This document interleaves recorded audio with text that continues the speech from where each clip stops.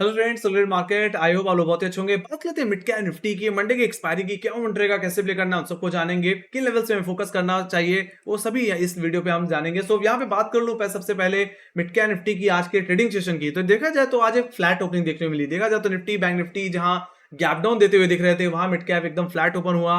Dip से लोगों ने बाई किया और देखा जाए तो मिड कैप निफ्टी ने 11,030 तक के लेवल्स भी लगा डाले। हालांकि देखा जाए तो कहने की मॉर्निंग में इंडियन होटल्स में काफी अच्छा मोमेंटम था, कहने की वही कहने की टॉप गेनर भी था। बाकी देखा जाए तो 11,000 के लेवल्स पे हैवी क्वालिटिंग होने चलते मिड कैप निफ्टी में फिर हमें थोड़ी मुनाफा वसूली भी देखने को मिली। और लूजर्स में अगर देखें तो पेज इंडस्ट्रीज, कॉन्कर और कहने की वोल्टास कहने की ड्रैग करने में लगे हुए थे। कहीं ना कहीं वहां पे 2-2% की कहने की कमजोरी ओवरऑल देखने को मिली और मिड कैप निफ्टी 10,930 रुपए के लेवल्स पे आकर के बंद हुआ है। बाकी यहाँ पे जो मंडे सेशन की जो ओपनिंग हो सकती है गाइस, वो कहने की एक फ्लैट ओपनिंग से गैप डाउन हो सकती है। हालांकि मैं फ्लैट ओपनिंग इसलिए भी बोल रहा हूं क्योंकि कहीं ना कहीं टीसीएस का रिजल्ट आया है। बाकी देखा जाए तो जिस तरह से बाजार में निगेटिविटी आई है, उस निगेटिविटी को थोड़ा सा कम हो सकती है टीसीएस के रिजल्ट के बदौलत। और देखा जाए तो आईटी सेक्टर उतना चला नहीं है और टीसीएस का रिजल्ट अगर बेहतर आ गया तो ऐसा हो सकता है कि ज्यादा बड़ी गिरावट ना आए। बाकी जहां तक बात कर ली जाए गैप डाउन की, तो अगर टीसीएस के रिजल्ट का अगर इंपैक्ट बाजार में नहीं पड़ता है तो उस हिसाब से यूएस मार्केट में जिस तरह की सिचुएशन है इन्फ्लेशन को लेकर के और इंटरेस्ट रेट में कोई कट ना होने के चलते, तो कहीं ना कहीं उसकी वजह से एक गैप डाउन भी देखने को मिल सकता है जो कि 100-150 पॉइंट का हो सकता है। कैसे उसको प्ले करना है उसको यहाँ पे हम जानते हैं। तो शुरुआत अगर सबसे पहले रेंज से कर ली जाए गाइस, तो एक टिपिकल रेंज जो ऑप्शन चेन के हिसाब से भी दिख रही है वो 11,000 से लेकर के 10,900 रुपए की दिख रही है। अगर फ्लैट ओपनिंग हो तो अभी क्या करना चाहिए वो मैं पहले बताऊंगा, फिर गैप डाउन हो गया तो क्या करना चाहिए उस पर भी हम बात करेंगे। तो अगर मैं फ्लैट ओपनिंग की अगर इस सिचुएशन को अगर अभी समझूं, तो यहाँ पे 10,930 और 10,900 का लेवल इंपॉर्टेंट सपोर्ट की तरह काम करेगा। देखा जाए तो 10,930 आज का लो है, तो ये आपके लिए फर्स्ट सपोर्ट। तो वहीं पे 10,900 रुपए का लेवल कहीं ना कहीं सबसे ज्यादा यहाँ पे एट द मनी के बेसिस पे पुट राइटिंग होल्ड करने लेवल है। बाकी मेरा मानना है इन लेवल्स पे अगर फ्लैट ओपनिंग को सपोर्ट ले तो एक बार के लिए चाहो तो आप बाइंग करके चल सकते हो। देखा जाए तो निफ्टी बैंक निफ्टी के मुकाबले मिड कैप निफ्टी में अभी भी कहीं ना कहीं तेजी देखने को मिलती है। अभी भी कहीं ना कहीं मिड कैप निफ्टी मजबूत सेगमेंट बना हुआ है। तो यहां से एक बार दोबारा खरीदारी की जा सकती है और प्ले किया जा सकता है 11,000 और 11,030 तक के टारगेट के लिए, जो कि हमारे लिए फर्स्ट अटैम्प्ट में सेल जोन की तरह ही काम करने वाले हैं। और राइट 11,000 सबसे ज्यादा क्वालिटी होल्ड का लेवल, तो 11,030 का लेवल आज का हाई है। और जहां तक बात रही अप ट्रेंड को जारी रखने की, तो मिड कैप निफ्टी को अपने अप ट्रेंड को कहने की जारी रखने के लिए 11,030 के ऊपर होल्ड होना पड़ेगा, मतलब फ्राइडे के हाई आज के हाई के ऊपर निकलना पड़ेगा।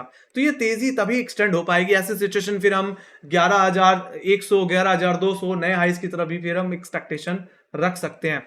बाकी जहां तक बात रही गैप डाउन ओपनिंग की, तो मेरा मानना है जिस तरह से यूएस मार्केट की सिचुएशन है और अगर अभी जो मैं देख रहा हूं फिलहाल जब मैं ये वीडियो बना रहा हूं, तो उस समय नैस्डैक कहने की 220 पॉइंट करेक्ट हो चुका है और डाउ जोन्स 350 पॉइंट करेक्ट हो चुका है। मतलब सीधे से बोलूं तो दोनों ही इंडेक्स 1-1% करेक्ट हो चुके हैं और इसके चलते निफ्टी भी, मतलब एसजीएक्स निफ्टी एग्जैक्टली यहाँ पे 100 पॉइंट की कहने की डिप यहाँ पे कट दिखाता हुआ दिख रहा है। तो मेरा मानना है कि मिड कैप निफ्टी में 100 से 150 पॉइंट का करेक्शन हो सकता है, जो कि इसको इसके नेक्स्ट सपोर्ट पे कहीं ना कहीं इंडिकेट करता हुआ दिख रहा है, जो कि 10,850 10,820 रुपए का लेवल है।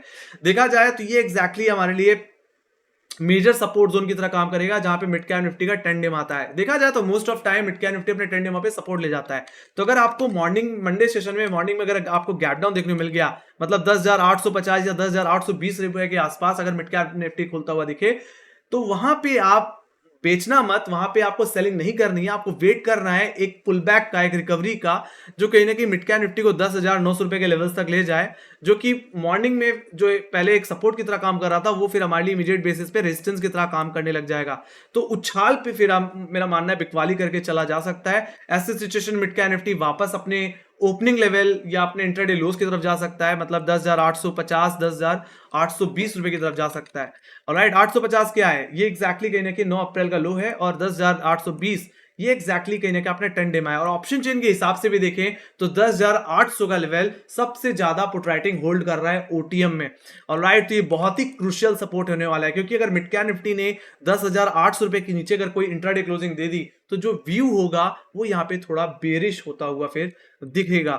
ऐसी सिचुएशन में मिड कैप निफ्टी की गिरावट कहीं कि 10,700 रुपए की तरफ भी जाती हुई दिख सकती है, जो कहीं ना कहीं हमारे 8 अप्रैल और कहीं ना कहीं 3 अप्रैल के लोज हैं। तो वहां तक का डाउन मूव आपको देखने को मिलेगा। तो आई होप आपको समझ में आ गया होगा, गैप डाउन हुआ तो क्या करना चाहिए और फ्लैट ओपनिंग हुई तो क्या करके चलना चाहिए। एंड डेफिनेटली अगर फ्लैट ओपनिंग होती है उसके बाद अगर 10,900 रुपए का लेवल टूटे, then definitely you can go for selling. कहां तक? 10,850, 10,820। बाकी वहां से कहीं मेजरली दोबारा रिकवरी देखने को मिल सकती है। बट अगर गैप डाउन हो जाए 850, 820 रुपए के जोन में, तो कुछ भी नहीं करना, आपको उछाल पे बेचना है। मतलब 10,900 रुपए का लेवल मिले दोबारा सेल करके चलिए, और सेकंड अटेम्प्ट में कहने की ये जोन टूट सकता है। और ऐसे सिचुएशन में मिड कैप निफ्टी अगर 10,800 के नीचे गया तो 10,700 रुपए की तरफ जाएगा। तो मैंने यहाँ पे ओवरऑल सारे लेवल्स के बिहेवियर के बारे में बता दिया, कहां से हमें क्या करके चलना चाहिए। ऑलराइट, सो ये बात हो गई मिड कैप निफ्टी के ओवरऑल लेवल्स की। लेट मी गो टू यहाँ पे ओपन इंटरेस्ट की अगर बात कर ली जाए तो 11,000 का लेवल कहीं कि आने वाले हफ्ते में सबसे बड़ा हर्डल बनने वाला है। ये एक वीकली रेजिस्टेंस की तरह काम कर सकता है, जहां पे 29 लाख का ओआई बिल्डअप देखने को मिल रहा है। और अगर मैं बात करूं सपोर्ट की, जहां पे सबसे ज्यादा पोट्राइटिंग देखने को मिल रही है, तो वो है 10,800 का लेवल। जैसे मैंने बताया कि 10,800 का लेवल आने वाले हफ्ते में सबसे ज्यादा क्रूशियल सपोर्ट की तरह काम करेगा, क्योंकि गैप डाउन होता है और डेली क्लोजिंग भी 10,800 रुपए के नीचे हो जाए तो कहीं ना कहीं फिर मिड कैप निफ्टी में थोड़ी सी प्रॉब्लम बढ़ेगी। ऐसे सिचुएशन में गिरावट और बढ़ सकती है। बाकी इमीडिएट बेसिस पे फ्लैट ओपनिंग होती है तो 10,900 आपके लिए इमीडिएट सपोर्ट की तरह काम करेगा। एक तरह से 10,900 और उसके बाद 10,800 आपके लिए सपोर्ट, तो वहीं पे 11,000 आपके लिए मेजर हर्डल की तरह काम करेगा। ओवरऑल अगर एक टिपिकल एक्सपायरी हुई तो मेरा मानना है 11,000 से ये 10,800 रुपए की रेंज में ही कहीं मिड कैप निफ्टी को फिर उस हिसाब से एक्सपायर होना चाहिए।